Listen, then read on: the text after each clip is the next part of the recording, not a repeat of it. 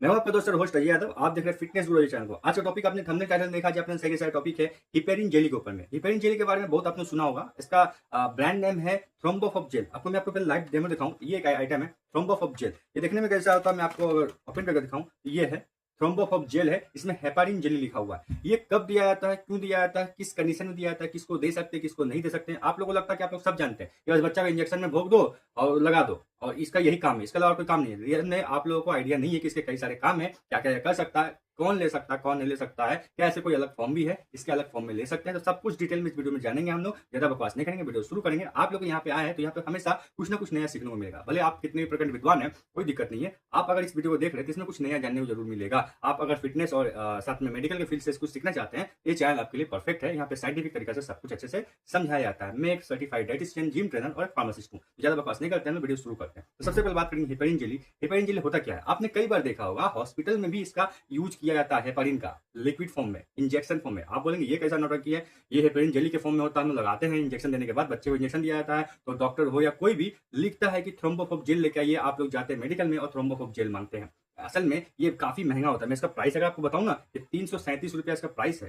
337 सोच के देखिए। और ये ज्यादा यूज भी नहीं होता है, कम यूज होता है, काम खत्म होता है, हम लोग रख देते हैं उसको, ठीक है। लेकिन आप सोचिए देखिए 337 रुपया दाम है, मजबूरी में लोग लेते हैं। नॉलेज के अभाव में, नॉलेज नहीं है इसके वजह से लेते हैं, क्योंकि बच्चे का मामला है। डॉक्टर ने लिख दिया कि हिपेरिन जेली, वो हिपेरिन जेली नहीं लिखता है, वो लिखता है थ्रोम्बोफॉप जेल। थ्रोम्बोफॉप जेल बोलने का मतलब ब्रांड का नाम हो गया। आपको देखना है थ्रोम्बोफॉप जेल, ये तो ब्रांड का नाम है, लेकिन उसको ऊपर ब्लैक में हेपारिन जेली लिखा हुआ है। तो आपको सिर्फ हेपारिन जेली से मतलब है। ऐसे कई सारे ब्रांड है जो इससे सस्ता में प्रोडक्ट बनाता है। और ये 337 रुपए का प्रोडक्ट है ना, इससे ज्यादा क्वांटिटी 100 रुपए में भी मिल जाएगा दूसरे ब्रांड का। हाँ, हो सकता है कोई और ब्रांड हो, लोकल ब्रांड हो, कोई दिक्कत नहीं है। आप लोग ब्रांड मत देखिए, आप देखिए दवा उसके अंदर क्या मिलाया गया है। हेपारिन जेली रहता है तो आपको हेपारिन जेली जाना लेना है, ठीक है। जरूरी नहीं कि आप थ्रोम्बोफॉप जेल ही लीजिएगा मेडिकल में जाके, आपको प्राइस काफी महंगा पड़ता है। तो हम बात करेंगे इस काम कैसे करता है, कौन कैसे कब यूज करता है। देखिए हम लोग के बॉडी के अंदर ना बहुत सारे ब्लड कैपिलरीज है। मतलब आप सिंपली भाषा में बोल सकते हैं जो ब्लड को लेकर के जाता है, रक्त को लेकर के जाता है बॉडी के हर एक पार्ट में। आप और सिंपल में समझाएं तो नस, जो आपको नस दिखाई दे रहा है, कलाई में, हाथ में सब दिखाई दे रहा है, वो सब नस है। अब इसमें भी कई वैरायटीज होते हैं, कई टाइप्स होते हैं। मैं आपको क्लियर बताना चाहूंगा तो साइंस वाला चीज है, आपके माथे से ऊपर से आएगा। आप सिंपल भाषा में समझिए,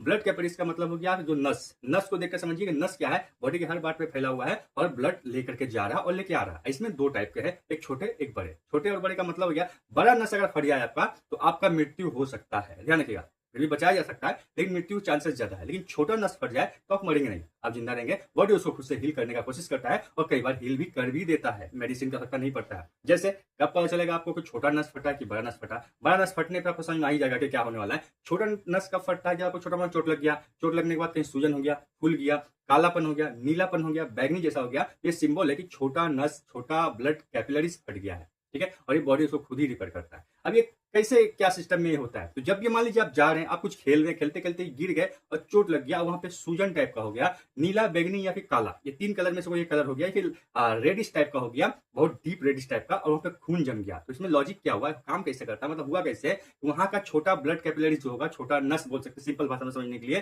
छोटा टाइप का जो नस है, बहुत सूक्ष्म होता है, पतला होता है, जो बहुत पतला होगा वो फट जाता है। फटने के बाद जब ब्लड जाकर के वहां पे ना क्लोट होने लगता है, मतलब जमने लगता है। वही जम जम करके फूल जाता है, सूजन होता है, और वहां पे नीला, काला या बैगनी या फिर रेडिश, डीप रेडिश टाइप का कलर आ जाता है। और हम लोग को समझ में आ जाता है कि वहां पे खून जमा हुआ है। और जब खून जमता है तो हमेशा ये सिंबल है कि शरीर के लिए ठीक नहीं है। ज्यादा खून जमना मतलब दिक्कत है, एक भाग से दूसरे भाग तक पहुंचने में दिक्कत होगा। उस क्लोट को तोड़ना होगा, क्लोट को तोड़ेंगे तभी आगे का नेक्स्ट प्रोसेस होगा, ब्लड अच्छा से फ्लो होगा। तो उसके लिए हम लोग दवा इंजेक्शन फॉर्म में या फिर जेली फॉर्म में लेते हैं। कुछ मेडिसिन भी आते हैं, लेकिन उसका अलग काम है, वो इससे रिलेटेड नहीं है, लेकिन काम लगभग उसका वही होता है, ठीक है। तो ये जेली फॉर्म में है, इंजेक्शन फॉर्म में भी होता है। हॉस्पिटल में देखिएगा डॉक्टर लोग इंजेक्शन देता है, कहाँ पे, ब्लड वेसल में, मतलब नस में देता है। क्यों देता है, क्योंकि वो जो ब्लड क्लॉट जम गया है उसको क्लियर कर दे रास्ता, और आसानी से ब्लड फ्लो हो सके। कुछ लोग इस हेपेरिन जेली को समझते हैं कि ब्लड को पतला करता है, ब्लड थिनर समझते हैं, लेकिन ब्लड थिनर नहीं होता है। ब्लड को पतला करना और ब्लड क्लॉट को तोड़ना दोनों अलग चीज है। कुछ लोग समझते हैं कि